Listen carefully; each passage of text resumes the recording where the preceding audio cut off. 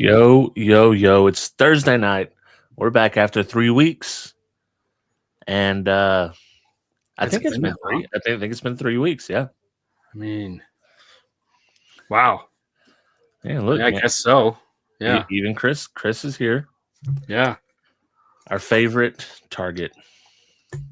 Yeah. He's got big shoulders. I guess so. I mean, because when I was gone, you were gone, or when I was gone, you were here, and and vice versa. Yeah. Yeah. Wow. Hey, time flies when you're working. It's been so I guess it was because it was Master Tech. Then you had then I had inventory, yeah, and then I was in Canada. Yep. Canada. Wow. Okay. Our straight power amps racist. Yes, they are. They're an affront to all humanity. I had to be the title today because I was catching up. I had missed the last few podcasts. What do we call it? Is it car stereo talk? Yeah, it's car stereo talk. Everything is car stereo talk. Yeah, might as well be. Yeah, it's like it's car stereo talk the Monday, Friday, or Saturday. Brian, I just keep it all the same. Hashtag branding. But in that, one of the conversations was you calling amps without DSP straight power amps. Yeah. And then just in my mind, I just went straight to white power amps. Wow. Like that's just where it was, like straight white power amps. Wow. I mean, there was so many places you could go with that. And yeah. That wasn't one. I mean, you could have gone with the whole he, she, they, them. Yeah. You could have gone with, and then you were talking about China and the one, and right. Brian called out said Chinese DSP, and I was like, whoa. Yes, that one. Whoa, hold on. I figured it was redemption for the straight white power amps. I mean, there's two Chinese guys sitting right in front of us. Like, God, man. Like, there's only like 8 people in the whole class, and 2 of them are Chinese. Let's be honest. Brian skated the rails that whole last podcast. Oh, yeah. Yeah. Well, the thing I've been finding over the last few weeks that I've been doing all this talking in public is that sometimes the profanity just slips out. It happens. Sometimes you drop an F-bomb here or there. Happens more in Canada than any place else. Only because apparently that's one of 10 words that is free to use in their vernacular. Their vocab, but talking with people and doing these lectures and whatnot there's a fine line between like perverted conversation and just like conversation. Like everything can be twisted in the wrong way. Like, oh yeah, for sure. It's so like it's so bad because my brain is sitting there going, okay, it's not how I meant it, dude. And listen, when you have a group of guys together, yes, this is when it becomes a problem because I know, like, listen, if the group chat ever leaks, canceled for sure. Canceled for sure. It's like you're cooked, you're done, and it gets out a little out of hand sometimes. But I will say this: my group chat does not exist. Like, I have no group chats. One of the rules that I had with Haley when she was a kid, I was like, dude, if you want to say something bad to somebody, just walk up and say it to their face or say it to their best friend, but don't say it in a text. Yeah. Because it will always bite you in the ass, no matter what. Oh, yeah. And as tempting and as alluring it is to say something that is inappropriate in a text message, I would much rather say it to your face just because the shock value is priceless. Well, listen, the age of social media, everyone saves every correspondence you have with them for future reference.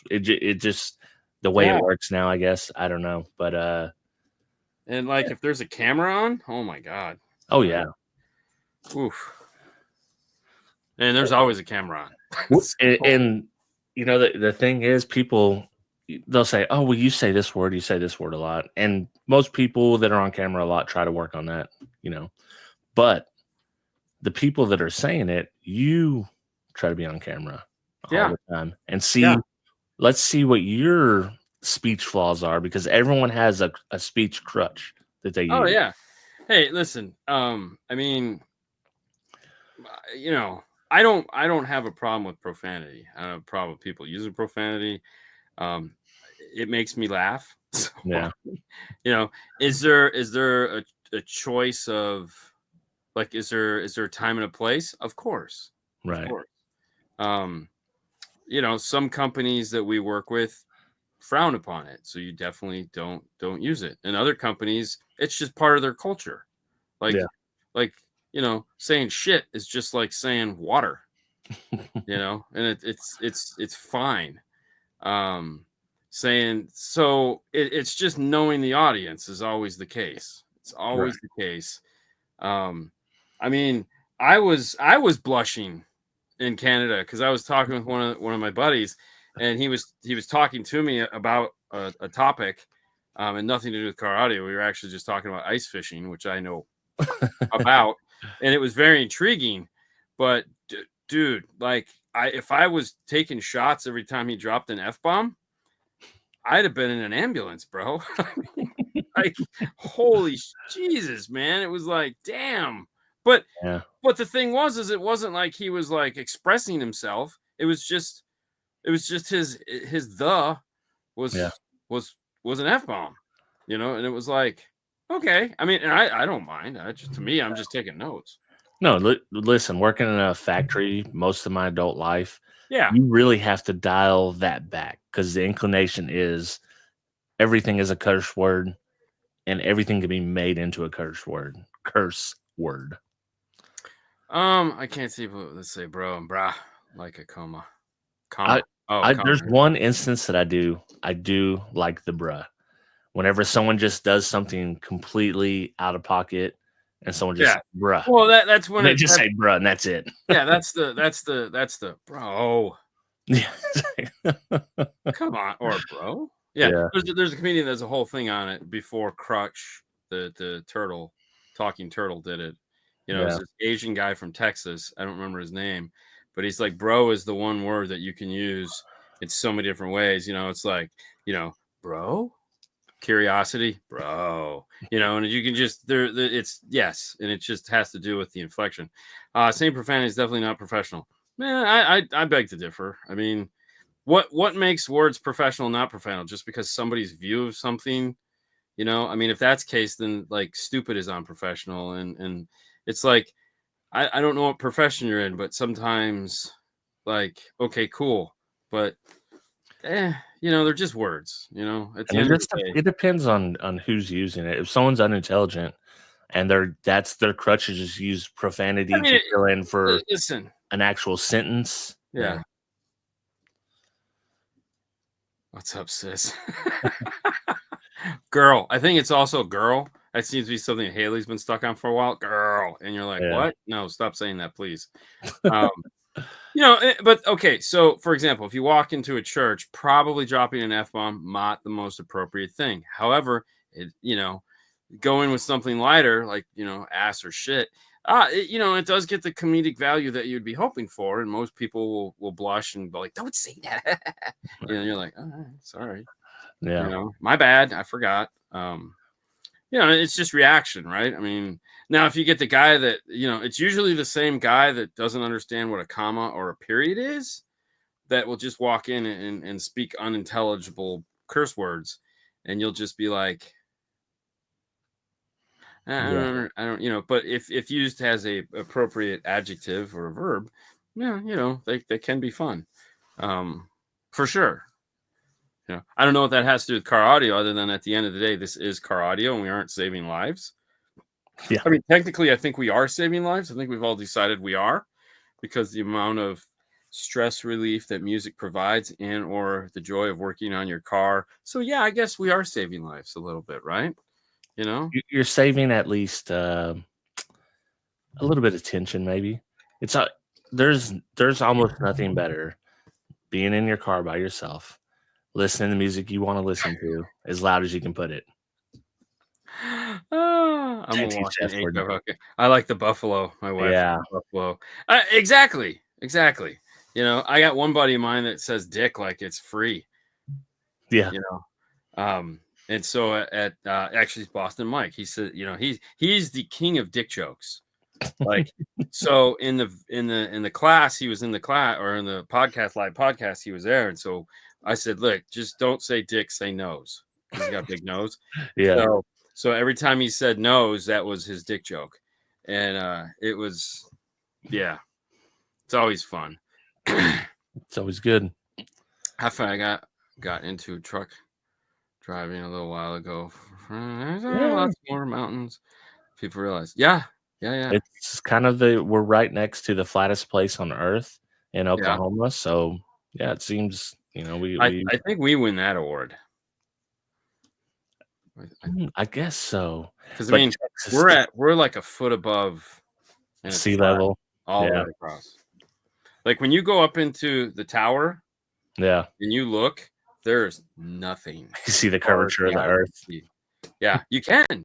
Actually, it's funny.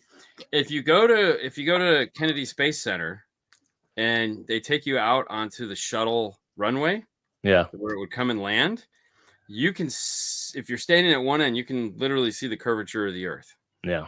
That's how long the runway is and how flat Florida is. Did you go when you were in Vegas? Did you go on the Strat, like on the top deck? No, I'm good. Oh, it's pretty gnarly, like out in the open, but you can also see the curvature of Vegas. Looks like it's like this. Yeah. Well, we were just in the CN Tower in Canada, so yeah, that's tall. That was like the tallest building for a pretty long time. Now it's not. Now it's just a freaking, you know, whatever. But damn. We had dinner up there in the circular restaurant. Yay. Ooh, they got one of those in Dallas. Really? Yeah.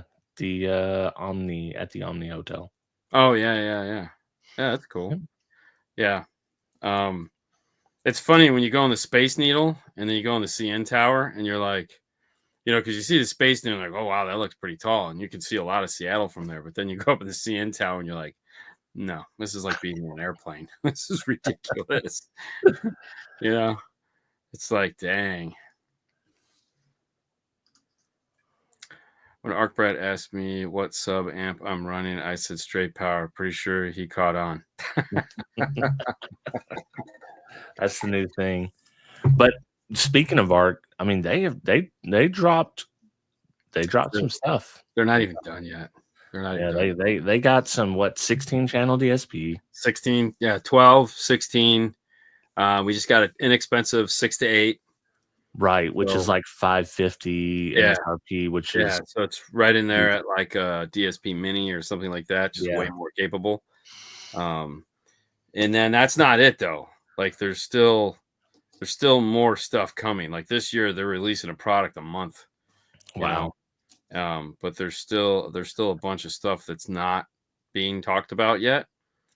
We kind of hinted to it in the podcast. Yeah. It really doesn't take a rock scientist to figure it out, but but there is still more stuff coming. I know one big one will be in June. I don't know when the other one will be. Probably next month, because I think this month is pretty good. But you never know. You know, Arc accessories. What kind of accessories do you want? I mean, is you talking like wire and distro blocks and all that? They are not doing wire and distro blocks. I can tell you that right now. That is a lost leader. Especially right now. I mean, you know, like Kicker just did a revamp of all their prices. Yeah. Probably too soon. Like not on their kits. Like their kits, they didn't do crap on, but their raw wire, like they were like, we're gonna be aggressive. And it's like, well, yeah, why would you not? I mean, so here's the thing. like Metra still makes raw wire, but Metra is trying to make it more specialty. So like they still have the generic crap, but then you look at like the Tsunami and T-Spec, they're coming in these kits, and like Tsunami is braided, pre-braided with ferrules and shrink wrap and everything in a box, which I think is great because, you know, like from a DIY point of view, sure, right from the get-go, it's a little bit more, but it's done. Like everything you could possibly want comes in your Tsunami kit. So and if you ever wanted to if you ever put braided loom on by hand for 20 foot of wire, it's like it's worth it extra. Daily. But not just that, it's like, so like you got to go buy ferrules and you got to go buy shrink wrap. Right. And this is braided, this is labeled shrink wrap. So like it's got like front left positive, front left negative acronyms. And it comes with nice, you know, shrink wrap pre-cut to go over the ferrules, and you know, it's nice stuff. You know, and even their speed wire in that comes pre-everything, and everything is in the box. So it's like, it's kind of like a no-brainer. But it's, and there again, it's a premium product, so I get it. Not everyone sees the value in simplicity, which is fine. But you know, when you look at like Stinger is like, for one, they're moving their warehouse out of Florida into Georgia, so Atlanta is going to be their new warehouse, which is crazy because it's been here for almost like 35, 40 years, it feels like. But no, it's gone. And most of their stuff is shipping out of California, so it's like, you know, when we order wire is expensive, bro, as you know. And it's like the two big guys in the aftermarket world anyways, in the industry side of things, are Metra and Stinger. There are people that will use like, you know, Sky High, but not many. NVX isn't really popular in the aftermarket side of things because that's more of a I'm not going to say DIY product, but that's a company in itself. So, you know, there's not a lot of aftermarket call for that. I know Marty and them are really trying to redo the recoil line of things, because that got all messed up with that guy. Exactly.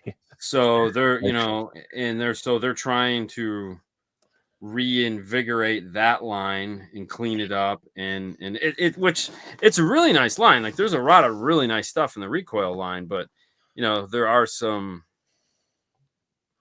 you know, things that make it associated with that are going to make it difficult, but luckily not everyone knows that, so that's cool. I would say most like everybody here knows, right? People, most people don't know. You know, like you look at Rockford hasn't redone their power lineup in 20 years, so, but they give you an extended warranty. Like Kicker, I think, gives you an extended warranty too, but it's like they have like these companies have this stuff. I'm already ordering from them. It's just not, it's like, dude, look, I'm already giving you a $10,000 order. Like, I need wire. Just make it, you know, make it affordable, or at least equal to, and I'll buy it as well. Cause you know, we have enough vendors, you know, it's like, they definitely cut the price. If it's $299 for 50 feet, it used to be $499, or it was about $8 to $10 a foot before. Yeah. So, and that, I mean, that's not cheap. No, I mean, in there again, wire is not cheap, and wire is going to get so expensive now. Oh my God. Like, and it's already been expensive. It's just going to keep going up. Yeah. With the way it's going. So, yay. Time for a new hobby. Yeah. Nothing's up. So anyways, amps racist. That's too good, man. White power. So technically they're not white. So, you know, it's not technically, it's a silver or gray. It's a brushed, very brushed. There isn't anything white on the amplifier. Yeah, but it is straight power. It is straight power, and it has, you know, it's funny. Okay, so let's talk about amplifiers that have crossovers built into them. Okay, That's an interesting topic that like I want to get some feedback on, because somebody asked me that question. And they're working on an amplifier line, and they're like, do these things need to have crossovers in them? And I'm like, no. I mean, my answer was no, but I also, listen to the conversations I have with people, and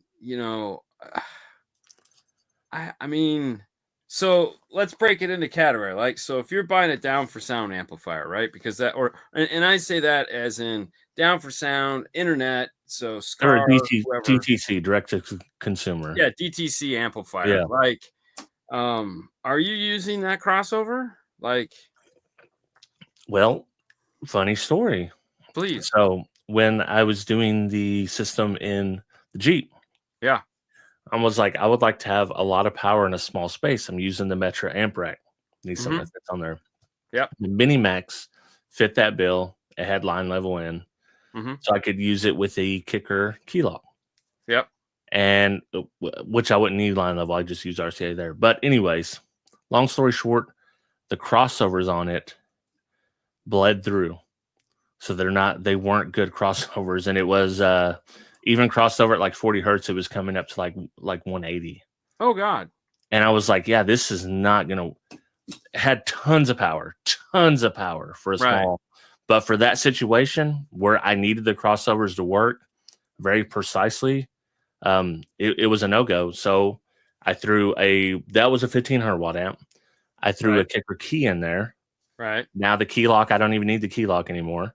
Right. Only running at 2 ohms on the audio control subs I got from you. You need the key lock because you have to kill all the bullshit that's coming out of the front, left, and right channels.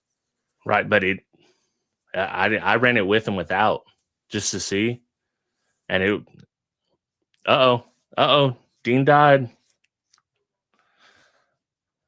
All right, we'll answer questions in the 6 dB crossover.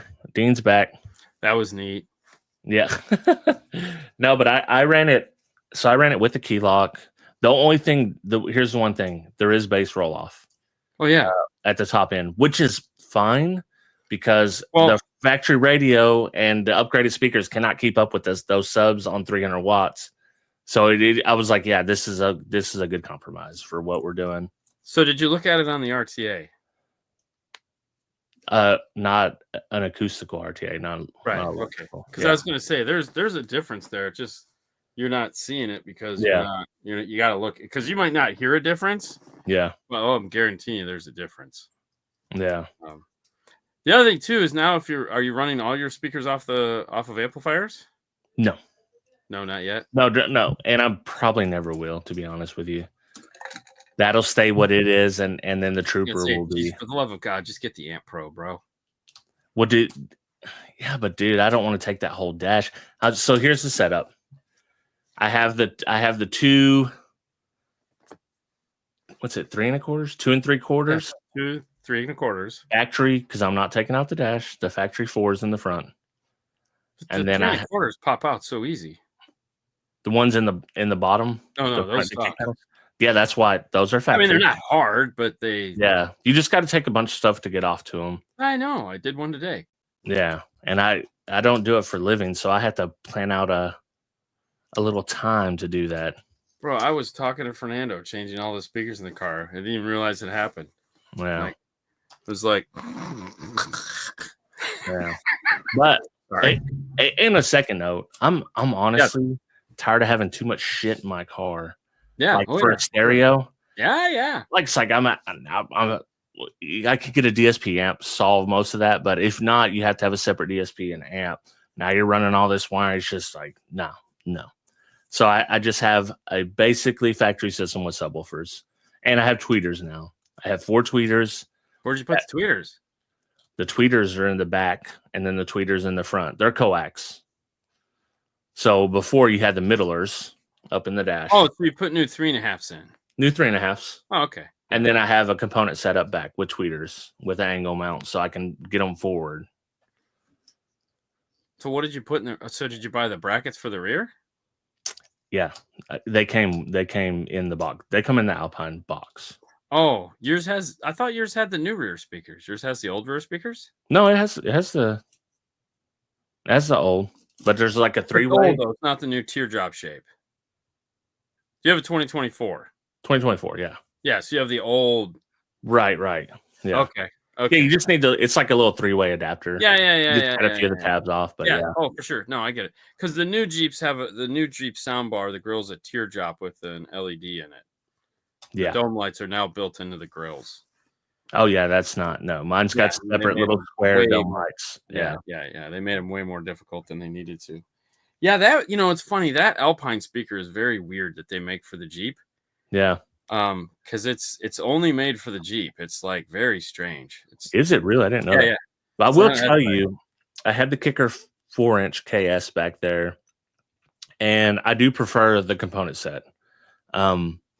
Because I can angle the tweeters, I think it's a little bit better for what I'm doing in there. But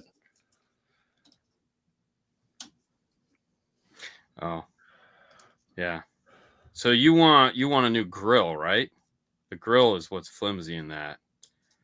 And it, well, I mean, the thing sucks, but you got to sound treat the whole inside of it. It's a nightmare. Yeah. But the grill is super flimsy. So when we make our bracket, we bring the bracket. So we suspend the speaker in the middle of the bracket, and we put rings, 1/2-inch rings of, so we make like a fast ring, but it's solid. Yeah. And then it's the front layer just has a thin piece of foam on it. So when the plastic goes on, it's not a freaking. But I would like to. I keep telling Fernando, dude, just let me make a new grill for this, man. Let's make a new grill. He's like, why? We're not getting paid for that. I'm like, this is the first time you're being like chintzy on me, bro. Like, let's make new grills. Yeah. Open them up and something. Yeah.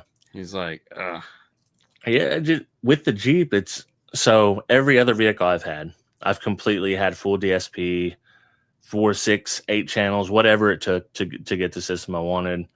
But in my daily, there's just always something's in the way. It's even if you get it tucked away under a seat, it's like your feet still touch the amp rack. Even now, your feet will still touch the amp rack if someone's back there. And it's like then as long as they're not moving their feet around the way it's built, it's gonna be okay. But they start like kicking around, or you get a kid in there. I mean, they could just kick the bass knob jack straight out. It's sticking up right there. And I did zip tie it. It'll be fine. But if they kick it hard enough, they could break it. Who knows? But for my daily driver, I'm not doing that. Trooper, we're full on stupid, whatever. We'll go full base head, or I'm still middle of the build there. I ordered some new batteries. So you put a key 501 in there is what you're saying. Yeah, 500.1. Mm-hmm. Oh, yeah, no, okay. So I was thinking 200. So no, yeah, you don't need a key lock. It's built in. Yeah. Yeah, okay. I'm on the same page now. Duh. Oh, okay. You were thinking I was for the main speakers. No. That's yeah. No, there is absolutely no factory. There is still a little bass roll off though, which I thought was weird. Yeah, it can't fix that. Yeah, and I was like, that's fine because like this can't keep up with these. Let me tell you, those audio control 8s off of 300 watts from the key lock. Yeah, they pound. It could get stupid in there. Right. I mean, the bass knob, I literally have it cracked like a third. Just that's enough for music. And then if you want to get crazy, you can turn up about halfway. Much more than that, it's not worth it. No, those audio control, those pre-made boxes for the trucks are really nice. Oh yeah, and it looks great in there. It looks like the tray. So the rumor is that the Gladiator box, might actually fit the newer Dodge Ram. Really? Yeah. So because the new Dodge Ram has the little pockets that do this. Yeah. And so it's apparently it slides right in between those, and it fits like a champ. And I was like, So yeah, I mean it's a great box, and they thought about pretty much everything. You could hook it up both ways. The mounts to your factory stuff, and I mean it looks factory. Yeah. So cost wise, everyone keeps talking about the L7 or the LX7 channel. So you could do the LX7 channel and the new Arc Audio 6 to 8, and that'll give you 6 channels of high-level input and 8 channels DSP into the LX 7-channel, and so you'll have a freaking solid DSP 7-channel amplifier. And the 6-8 is thin. I mean, you could do a PSM Pro, which is the little tiny box. That would be like ridiculously small, but that's more expensive. Whereas, you could probably come up with something pretty solid doing that. Well, the PSM is gone now. The original PSM is gone. Now it's just a PSM Pro. Right. So yeah, that would be a dope setup. And I would consider running that in a Trooper if I'm not going stupid on sub power. But I keep the Trooper as a test vehicle in case I want to do something stupid with the subs. So I like to have a little extra. And listen, truth be told, I never run a sub in there. Right. Like when I was driving it daily, I just listened to the speakers. Yeah, podcast. Yeah, exactly. Yeah. Did you see the numbers that the 7? Dude, that was stupid. So we got done. We got done with the first run. And I go, we need to shut off a couple of these power supplies and rerun the whole thing over again. Yeah. Just because these numbers are insane. And, I was like, we really can't say that's a real world amp dyno because these numbers are like right on point. Mm-hmm. And it's just blasting they're like, it's killing their recommended, like their sheet powers just out the window.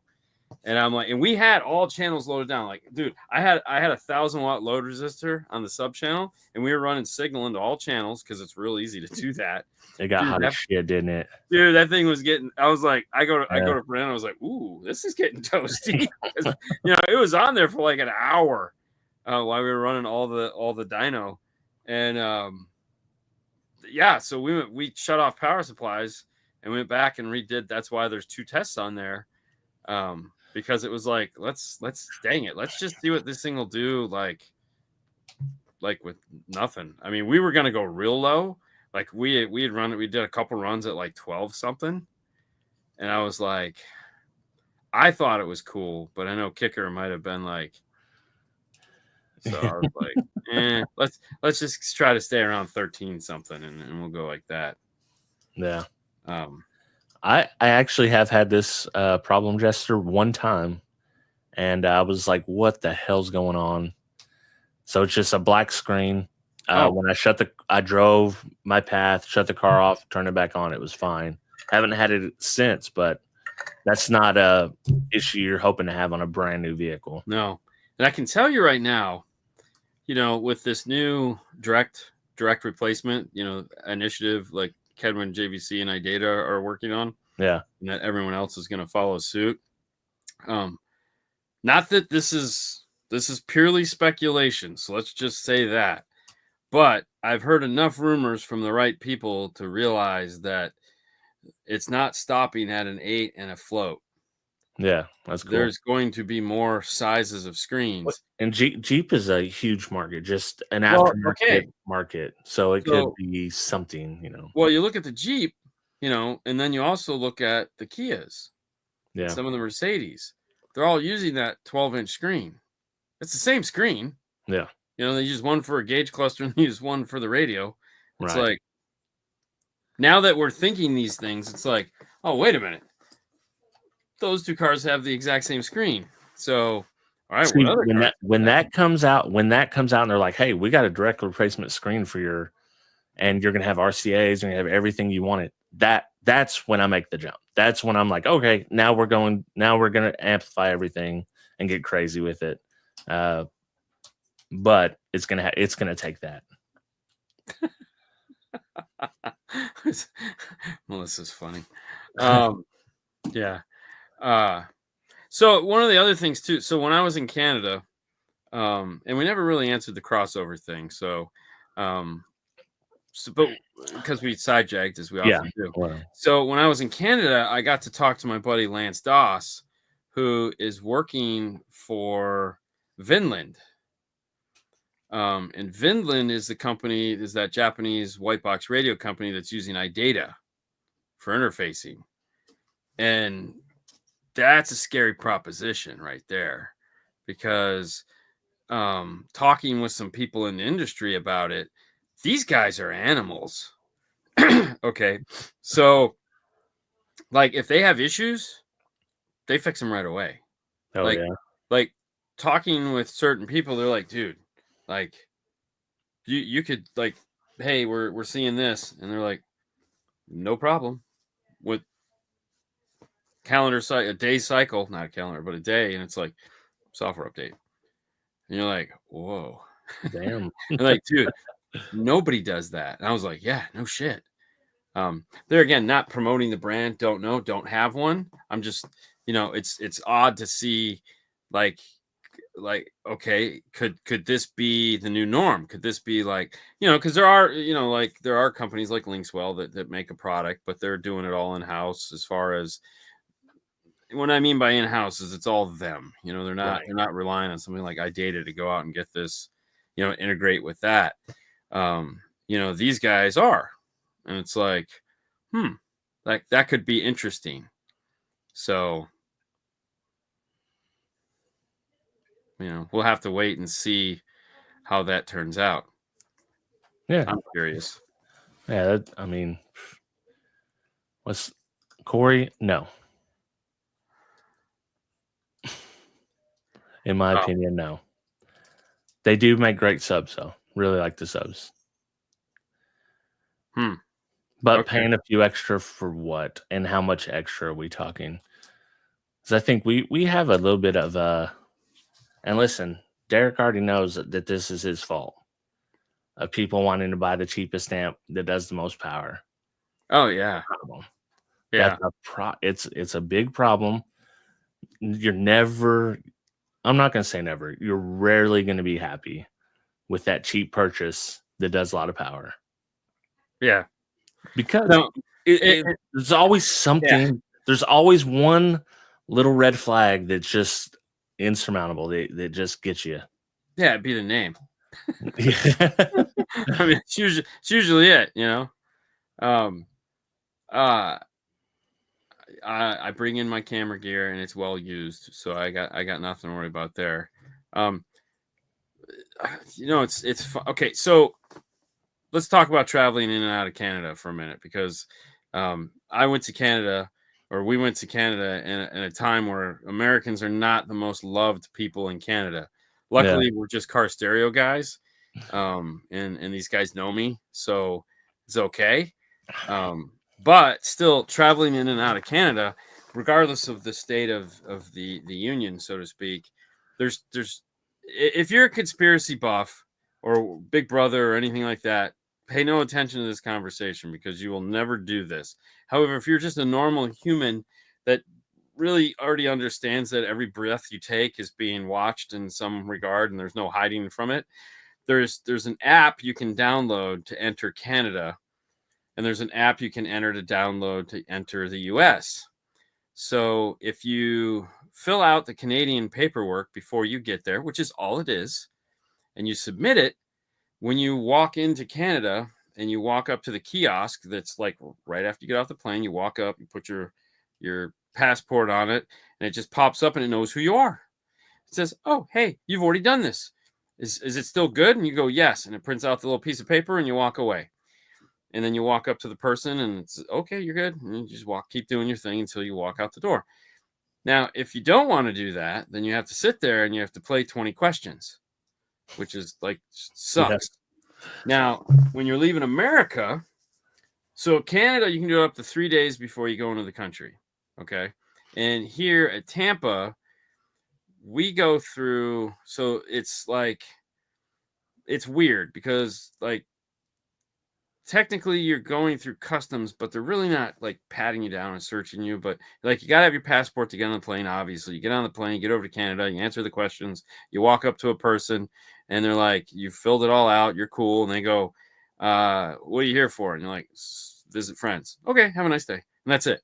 It's nothing else. Now, when you're coming back, when you're coming back in the US, we want a picture, which is why most US people don't want to do it. We want a picture, and you can only take the picture once the app realizes that you're in the airport. So you're on airport grounds, and it'll text you. If you pre-fill it out, it'll say you're not in the airport yet. We'll notify you when you are. I'm like, oh, thanks. And so as soon as you get, like, I'm on the bus driving to the airport, and as soon as I crossed into the airport, it says, you're here. Would you like to finish filling out your... I go, yeah. So you take a picture, and then you have 3 hours to get from wherever you took your picture through customs. And so normally their airport is trash, like it's the worst, but yeah, this was the quickest I've ever made it through an airport, let alone having to deal with customs. Like, and I mean, legit, the quickest time. I was so bummed because it was so fast. I walked into, you drop your bag off. You've already registered. So you just, you scan your thing and it says, do you have one bag? You go, yeah. And it presses the thing and it prints it out. You tape it on. You walk it over to this machine that looks like the 7-Eleven machines. You just set your Coke down and it tells you, you bought a Coke because you don't want to talk to people. And it does that with your luggage and it scans it. And it's got a little barcodes that you've put all over your bag. And it says, you're Dean. I go, yeah. And it says, okay, we have your luggage. Have a nice day. And I walk over to go to TSA. There's nobody in line at TSA. I was like, the frick? Wow. So go in, walked right through TSA. They're like, and they're casual. They're like, most of the time, take out your laptops, take off your shoes. Ah! And these guys are like, yeah, man, hey, take this lane right here. Make sure to take off your shoes, and take off your jacket. And I'm like, hey, got anything in your pockets? No.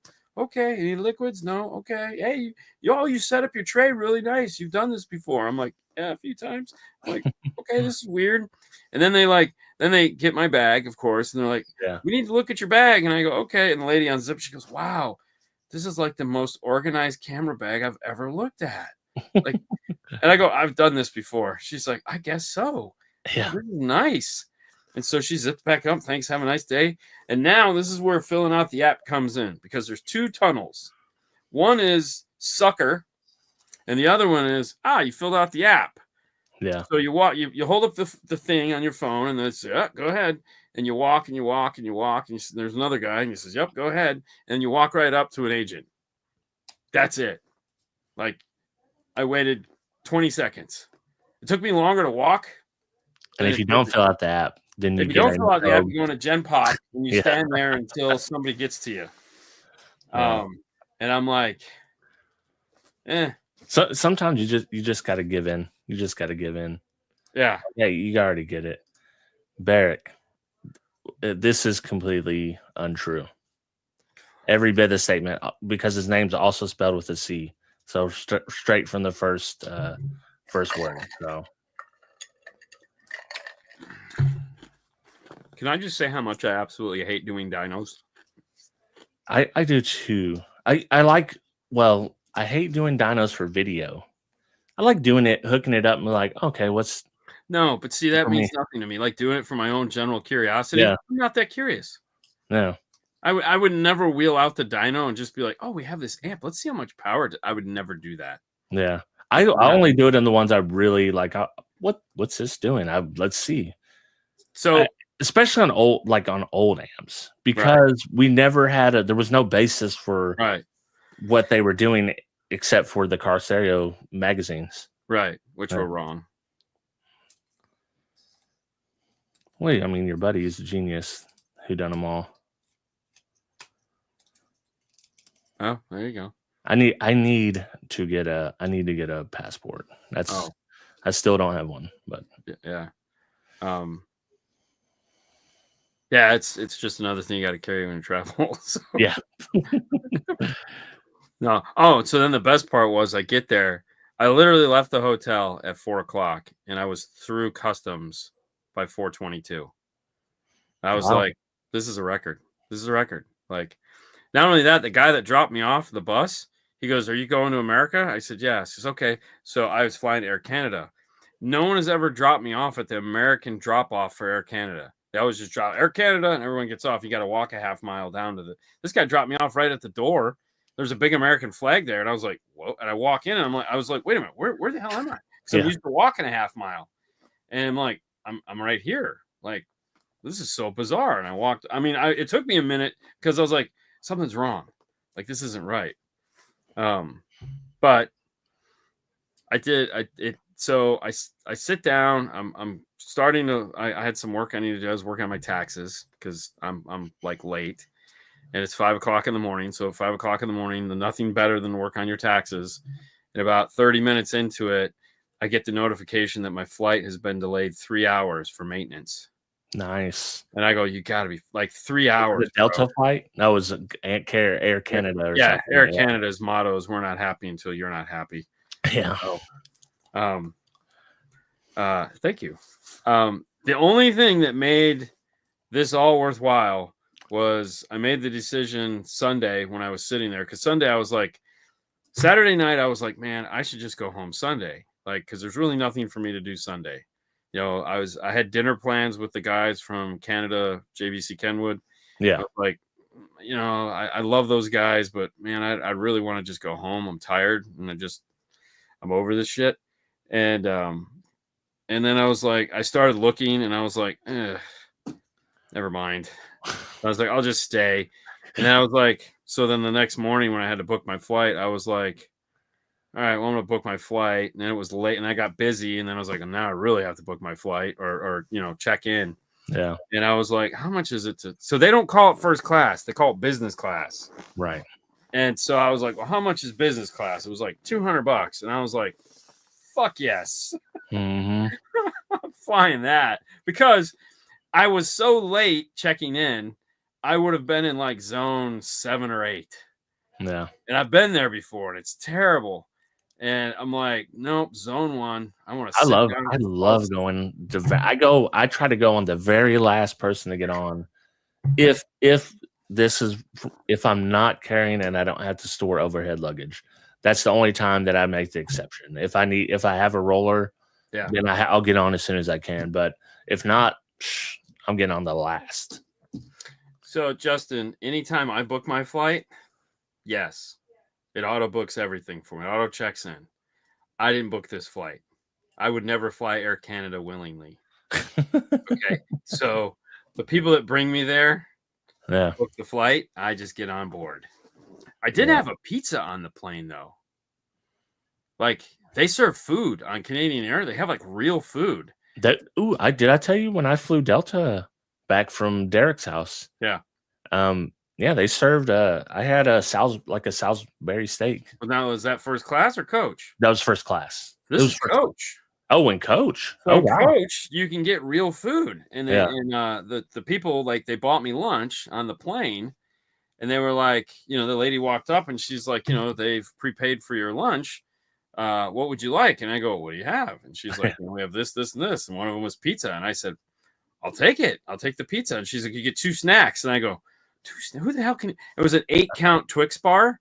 Yeah. I'm like, or Kit Kat. It was an 8-count Kit Kat bar, like a double Kit. I'm like, I still have half of it. Yeah. And then they had these pretzels, and they were pickle pretzels. Oof. Yeah, oof was right. Disgusting. But I was like, ooh, those sound gross. Let me try those. I didn't pay for them, so let's try them. Yeah. Yeah, and they were disgusting. So, you know, I was like, but I'm sitting there, and I felt weird because I'm in coach. Yeah. Like, pimping out eating this pizza. Luckily, there was nobody else in my aisle. I was just me, and that was it. And I'm just like having a good time. Like, ooh, pizza. This is so fun. You know, I was like, wow. You know? Heck yeah. It was bizarre, man. I was like, damn. Some reason I imagine Canadian pizza has ketchup as their base. So I did go. I went to an Italian restaurant when I was there. Yeah. With all the guys. So all the dealers that are my friends were like, hey, we're going out to this, I can't pronounce name of this Italian place, and you're coming with us. And I was like, of course I'm coming with you. I could think of nothing else better to do with my time. Might as well. When in Canada. Yeah. So they had pizza, and you cut them with scissors. So they give you the scissors to cut them with. Yeah, it was really weird. I did not get the pizza. They don't do anything normal, do they? No. Yeah. I got chicken gnocchi, and it was fantastic. I did get some poutine. It was terrible because I didn't get the good stuff.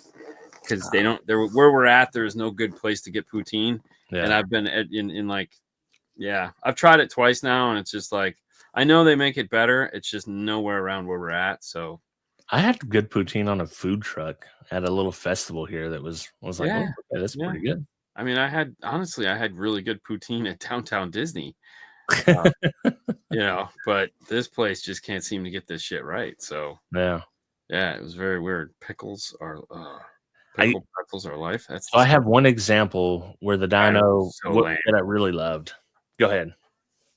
No, go ahead. I was just reading the first part. And she says she only deals with companies that have a track record of doing things properly. But the thing is, we didn't know this back in the day, because back in the day, there's two big brands in my area and your area too. Yeah.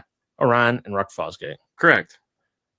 Every Rock Fosgate amp, basically since the beginning, has done no less than 15% overrated. Every Orion amp did not. And a lot of them didn't even do rated at all. Right. Especially the HCCA models. Let's just be honest. They were shiny and red. That's exactly what it was. And they were the high current. They were the competition amps. But it turns out the XTR amps were all much better about getting their power. And I knew this anecdotally. Yeah, because I switched from two Orion 225 HCCAs to a 2100. Back in the day, the 2100 was said to do 1200 watts. Yeah, the 2100 HCCA was said to do 1200 watts at 1 ohm, even though it was only rated 600 watts at 2 ohm. And that's what it does. It really does around 600 watts at 2 ohms. Right. But I lost like 3 decibels when I was competing doing that. But I did not have that confirmed until we started seeing all these amp dynos. Yeah. Now on new amps, it's tough. The reality is so I look like there again. I know people love the dyno. Yeah. And that's clearly what it is. To me, I think it's fun. It's fun to see, like, so for example, when we did all the Kenwood amplifiers. Yeah. And the Kenwood amplifiers all killed the dyno, like killed it. Yeah. And it's like, oh, that's cool. Now, a lot of my friends are engineers who will promptly tell me how and why they passed them and this, that, and the other. And I'm like, I don't care. I don't care. Like, I'm not doing this for me at all. Like, I'm doing it because somebody says, well, that thing doesn't do that power. And you're like, yeah, it does. No, it does. Yeah, it does. Here, right here. Oh, okay, it does. So, and the other thing too is, like, when you look at like a kicker amplifier, like the new LX7 or whatever, the new LX7 channel. Okay. It's expensive for sure. Like, it's not like it's not like it's a $400 amplifier. It's an expensive amplifier. And so someone is going to be like, well, I can go buy this amplifier. And you're like, okay, I mean, go right ahead. But let's just understand, like, everything this amplifier says it'll do, it will not only do that, it'll do more, and it'll pass every test you're going to throw at it. So you're going to save $300 buying that POS that you have no idea was capable of doing, or this one, which we have. For one, it comes from a reputable brand that doesn't lie to us. 2, here's the proof. And 3, don't be stupid. That's the exact, and that's where Melissa's statement rings true. Is when you buy these. Now, there have been brands that have made their name, and they put out good stuff. Sundown is one of them. They've proven that they can put out some really quality stuff. But in the beginning, people were felt the same way about them. Right. Well, and they thought the same way, but over time they've proven that they can. And now they're among one of the brands that I think it's like, yeah, you're going to get what you pay for with them. Well, listen, I can tell you right now, there's a high-end brand out there that everybody knows and loves that does not make one amplifier that will pass a dyno ever. There's actually a couple of them. There's a couple of them, but there's a couple of them, but and you're paying a premium for these losers. Right. So, so it's kind of it's a little treacherous out there, but there are brands like you said, Rock Fosgate, Kicker. I mean, there's so many, Kenwood, Moscone. There's a bunch of brands that do really well that you can. Chris, did you flip the logo on your ARC amplifier? He texts me and says, "Bro, I just went out and did it." Yeah. It pissed me off. It's like, it's 4 screws, man. 4 screws. Flip it. Goddamn. Yeah. Hey, you still take the popularity and reputation of a product with a grain of salt. Beats audio, for example. Let me tell you this. I had this video idea that I'll probably never do.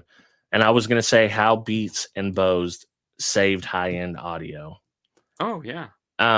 Because like people like Beats, people know it's not the best quality, but they had a sound just like Bose. They're almost the exact same in my eyes. They had a good sound. They used cheap parts to get there, but they got people in the door willing to pay extra for what they considered a premium product. We, as real true enthusiasts, know it wasn't a premium product most of the time. But from Beats, you can go into Grado. Like, oh, well, I spent $300 on this pair of Beats. There's other options out there. There's Hi-Fi Man headphones, or there's Grado. And it kind of opened up that pricing to other people outside of just straight up audio enthusiasts or audiophiles. But I think there was a certain amount of Nike effect to it. Yeah, they're just gonna buy Beats. Like they're not gonna look past the Beats door because they just see that as a status symbol. It's like getting an Apple Watch or whatever. Right.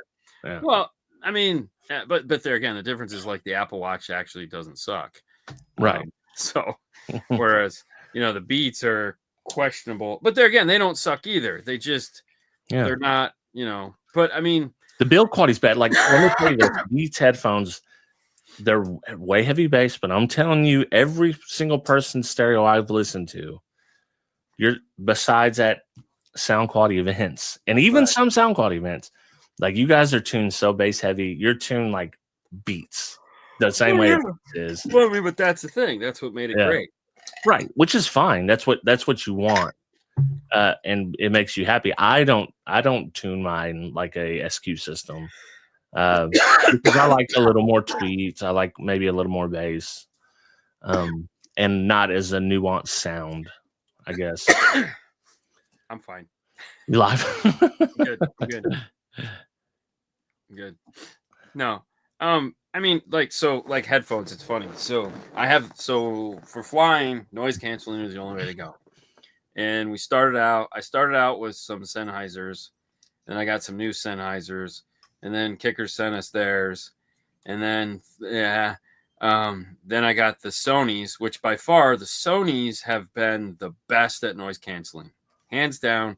If you're looking for the best in noise canceling, buy the expensive whatever they are, Sonys. I think they're up to the 5 now. Yeah. Amazing noise canceling. Like screw Bose, they have nothing on these Sonys. Sony uses the best chip. They sound fantastic. But they're uncomfortable if you got big ears. And I got big ears and wear glasses, so they were just a nightmare. So Fernando has those now, and he's eternally grateful. I have the Focal Bathas, and the noise canceling is not as good as the Sonys by any stretch of the imagination. Like the Sonys are probably twice as good at noise canceling, but the comfort is 100 times better than anything else I've ever had. Like I can put these Focals on and they sound good. The noise canceling is adequate. Like it's enough. Like, right. Yeah. I mean, I'm hypersensitive, so I'm like, but the comfort is what sold me on. Like I can wear these things for 10 hours and be like, okay. It's like I wasn't wearing anything. It makes sleep with them like this and I'm fine. Yeah, it makes a I always say that for me, convenience trumps fidelity in a lot of ways. And I just think for the general population, that's absolutely true. Right. Like Bose, for example, they had the Jeep problem. They had no tweeters in most of their things. Their Acoustawave, their Acoustimass, all that stuff. It was all middlers. And for me, this is not the kind of sound I like, but I think a lot of people love that sound. It sounds like it should be SQ or what people think is SQ. And I think that's why it was much better than the what were those old cheap KTH or KHT that they used to sell at Radio Shack for like $50. So I don't know. I got my Bathas from Mary Lou. I just called her up and had her. I need these from whatever that company is she works for. Crutchfield. I got mine from Crutchfield. It was easier for me to buy them from Crutchfield than to buy them directly from Focal, which I can do. But I was getting pissed. I'm like, listen, I don't care. I just need these headphones for the love of God. Oh, well, yeah. No. So I said, screw it. I bought them. I just Dude, let me tell you something. I've got no affiliation with Crutchfield at all, but everything I can order from Crutchfield, I order from Crutchfield. Yeah. Just a way better experience. And I've been doing it since the 90s. So I've dealt with them a long time, and it's always a much better experience than I've had with any other retailer ever. So if I was to describe Focals, since you're asking, it's a concert. The tweeters. I haven't heard the headphones though, but typically, like all the component sets I've heard from Focal tweeter wise, I thought were a little harsh for me, for my taste. Metal. I mean, they're made out of metal. They're not a soft dome. It's a hard dome. You have hard dome sounds. There's two types of tweeters that matter: a soft dome and a hard dome. Take your pick. Figure out which one you like. Just keep buying those. Yep. So we can finish on this. Yes, I am going to the Kicker SQ show on May 17th. I've talked there into it as well. The VRBO was rented. We will be there. So nice. If you guys want to come hang out, come hang out. I was going to try to make it, but I got to be honest with you. I'm tired of traveling. I don't blame you. I think we got a cruise in May. Yeah. I'm like, oh, yeah, thank God. Well, if you change your mind, I already got the VRBO. We got a 4-bedroom or something like that. Well, Brian will be there. Well, hey, there you go. Brian will be there with an ARC tent. Oh, is he? Yeah. And he's driving, I assume. Yeah, he's at. So this weekend is Aggie Land. So he's in Texas right now. Yeah. So he just drove out to Texas. So if you're in the MTI College Station area this weekend, or if you're in Texas, everything is forever in Texas as far as how many hours it takes. But if you'd like to hear Brian's Volt and you're in Texas, this is the one time to do it. So it might be worth a 3-hour drive. Yeah. To head out to Aggie Land. MTI Acoustics is where it's at their facility. And you can hear Brian's car along with a bunch of others. So totally worth the trip. I could say that. Yeah. Oh, for sure. And if not, see him at Kicker. Hopefully he doesn't. There's no ice. He should be fine. Yeah. Yeah, by then it should be pretty good. Yeah. So. All right. Well, we have another show we do. I put the link in here. Fantastic. All right. Well, till next week. We'll see you next week. See ya.